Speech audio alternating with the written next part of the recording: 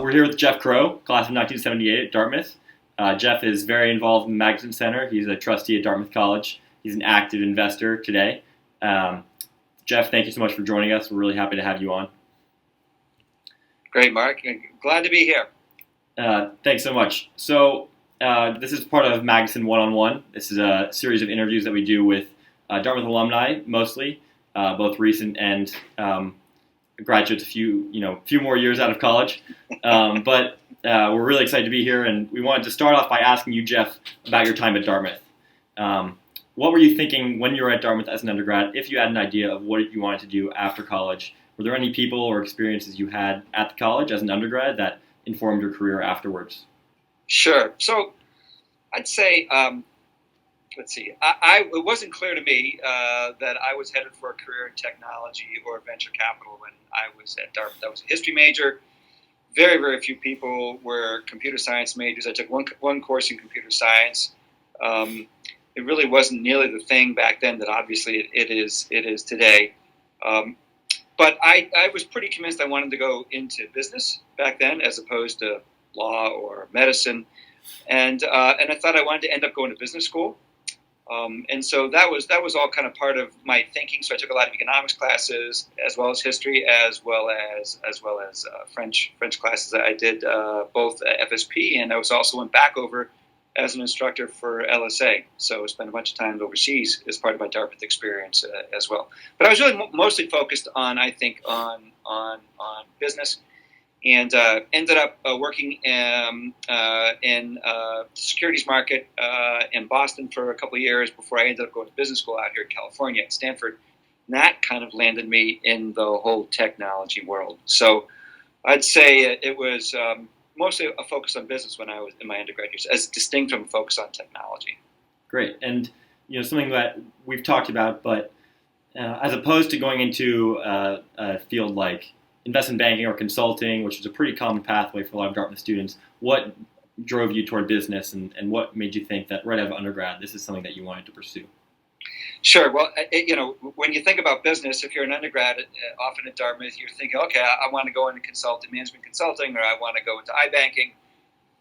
And ultimately, in fact, people at business school kind of tend to think the same way. And so I felt this as an undergrad. I felt this as business school. I was more interested, at least, in actually building companies, building products, doing things, as opposed to consulting or being a service provider. And ultimately, if you're in consulting or iBanking, nothing wrong with that at all, but you're a service provider, and I wanted to be more someone who was kind of doing it. And anyway, and so that was kind of my longer term trajectory, and so that's really where I ended up focusing. And so that when I got out here in California to go to grad school, I was very much focused on that. And so I was, again, one of the few folks maybe at the business school at Stanford here, or certainly in my undergrad experience, who was not interviewing with investment banks or consulting firms, and instead really wanted to get into companies, wanted to build products that I thought would serve customers. I just thought I could have a greater impact that way. So That's why I was interested in that. Great. So after Stanford GSB, you went on to work for Roll, which was one of the first developers of voice technology, including the first voicemail system, phone mail.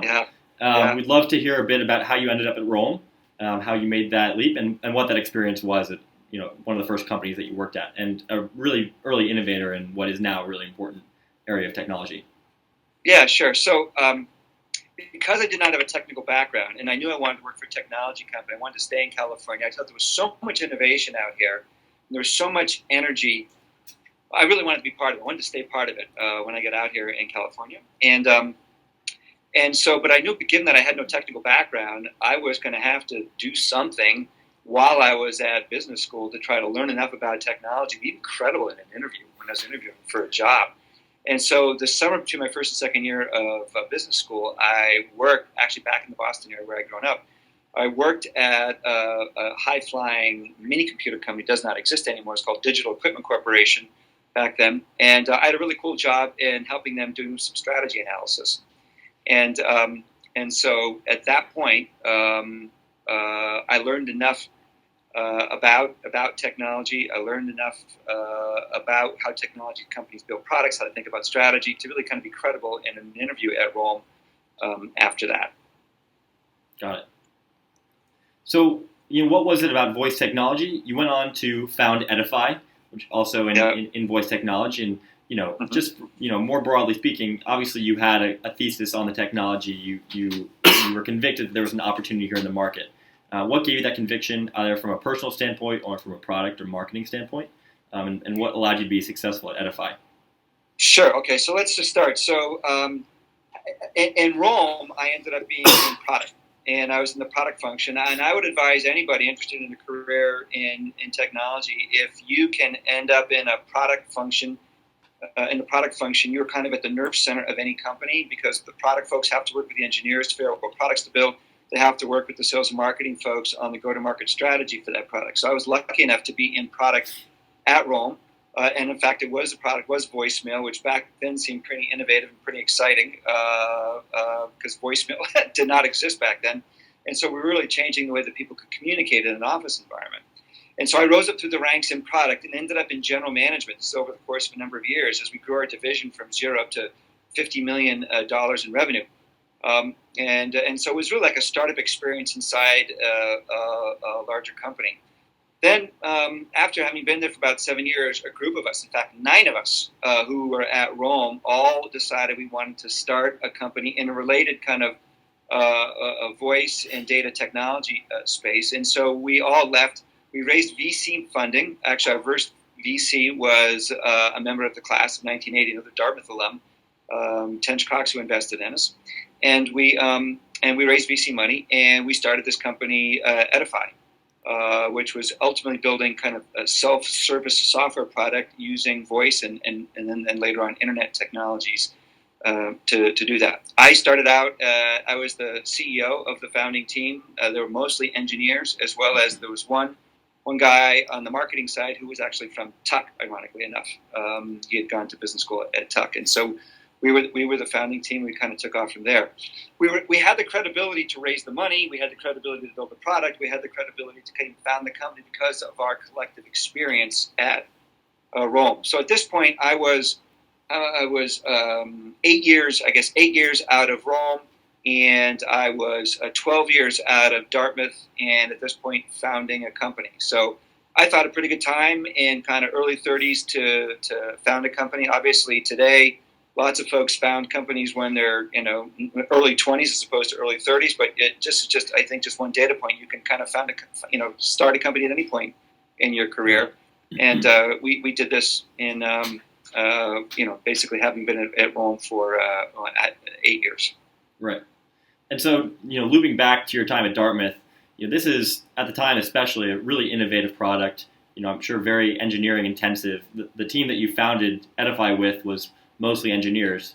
Was there any point where you coming from a liberal arts degree, you had this thinking that you had a lot of catching up to do, or there was definitely a mismatch in prior experiences for you to be founding and running this company Edify with a bunch of engineers? I think it's a great question, Mark. And I'd have a couple of answers to that. Certainly, over the course of my years at Rome, I came up a very steep learning curve when it came to technology, when it came to working with engineers.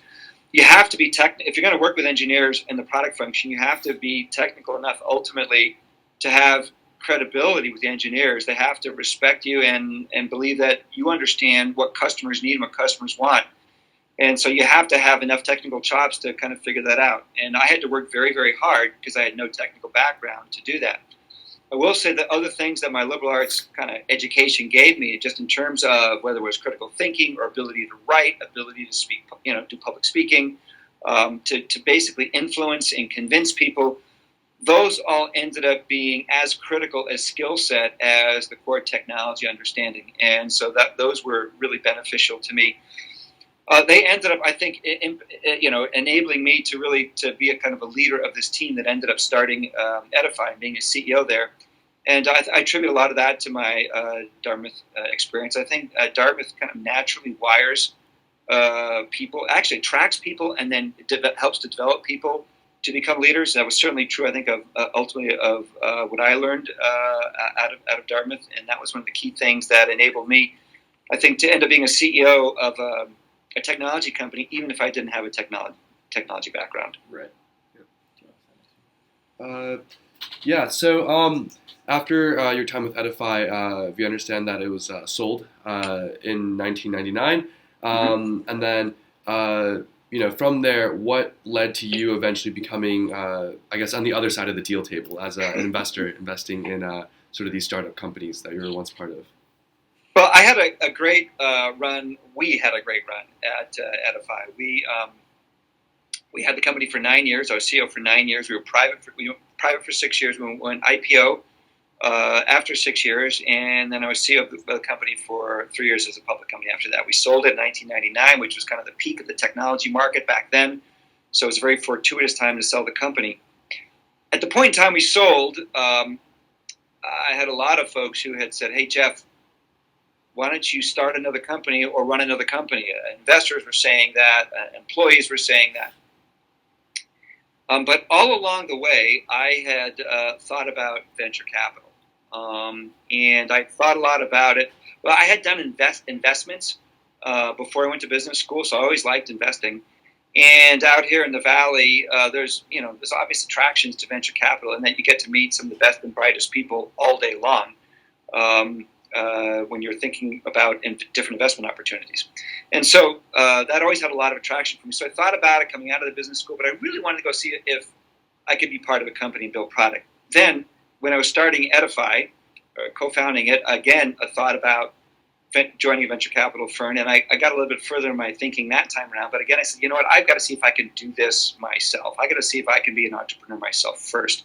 If I'm going to ever invest in entrepreneurs or advise entrepreneurs or go on boards, I think I could be much more useful and valuable if I actually had the experience as a CEO myself. So I did that. Okay, well, come to the end of the Edify experience, people said, "Hey, let's do it again." I said, you know what? At this point, I would like to get into venture capital, and basically flip the paradigm, if you will, and invest in companies and be helpful to CEOs, and see if I could use my experience as a CEO to serve as a mentor or a coach to CEOs when I joined their boards. And so that was kind of really the path that I took. And so you've talked about in the past the fact that as an investor, it is hard to know when you're doing well. It is hard to know when you're being successful because the nature of the investment is long duration, and so it takes a few years before you see the fruits of your labor. Can you talk about that and how you adjusted to that, and how you think you can be successful, in terms of the nature of venture capital early stage investments?